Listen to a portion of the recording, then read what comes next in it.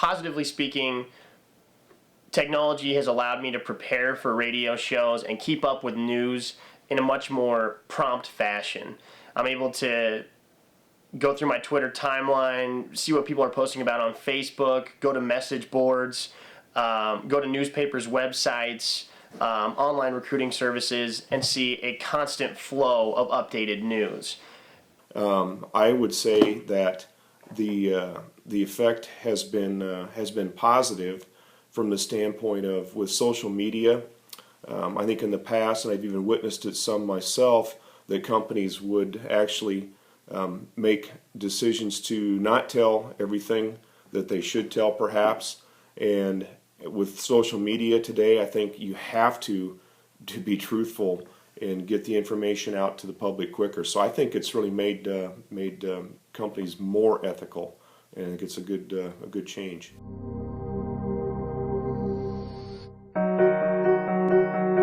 I think that recently I've noticed online, especially brands or larger companies getting called out. So I think it makes it a lot easier for people to be held accountable.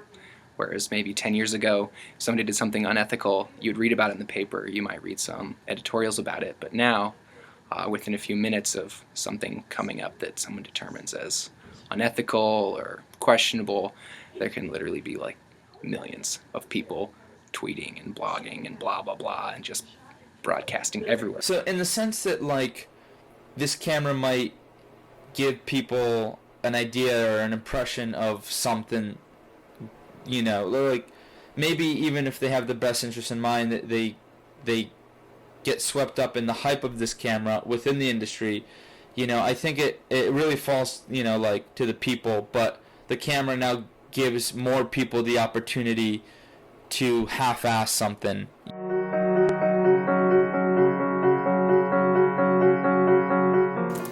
Now it's no longer, say, like 3 major networks with the 5:30 newscast where they're trying to appeal to everyone.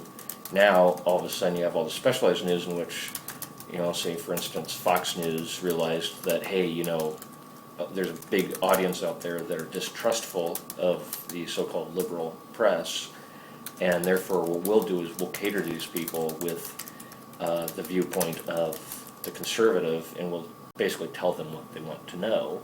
I'd have to say in the early days we were really focused on doing pitches about what our products could do, the features and benefits, and that has really evolved to more what value do we offer to, I work in the agriculture area, so what value do we offer agribusinesses and farmers?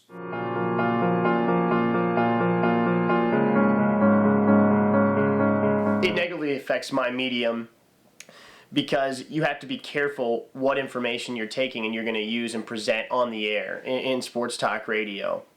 I'll give you a perfect example. A Husker football player posted on their Facebook status a couple weeks ago that they were done with their obligations at the University of Nebraska. You can either go to the air live with that and just say their Facebook status, or you can just not mention it and not talk about it. Is it news? I don't know. Has anybody interviewed the player? What's true? Did he quit the team? Those are details you certainly need to figure out before you go to the air with it. I think it does make it easier for people to commit questionable activity with the newer multimedia tools, or let's say the prevalence of photoshopping. Yeah. Particularly in the news, where we've seen in the last few years some people getting caught doing that. The same goes for people that are in video or advertising. Obviously, there's a lot of questionable things that can be achieved using the tools we have now. Amateurs can pick up this camera, buy the kit lens, an extra battery, and a memory card, and then claim that there's somebody who does this for a living, and not have to really, abide by any kind of like conduct of, being a professional, just a professional.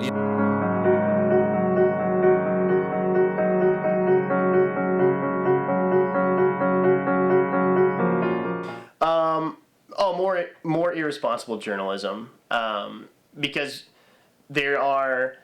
what's really sad is there are so many great journalists that are lumped into the irresponsible media. as a whole. I feel like there are a lot of bad journalists that feel like their name and the fact that they're getting a story out quicker than another medium is more important to them than actually getting the story correct. And especially with the 24/7 news cycle, when you're recycling stories over and over again, when something does come up, you want that break from the norm. And I think a lot of journalists use that just so they can feel more important and they can make sure that they got the scoop before somebody else did.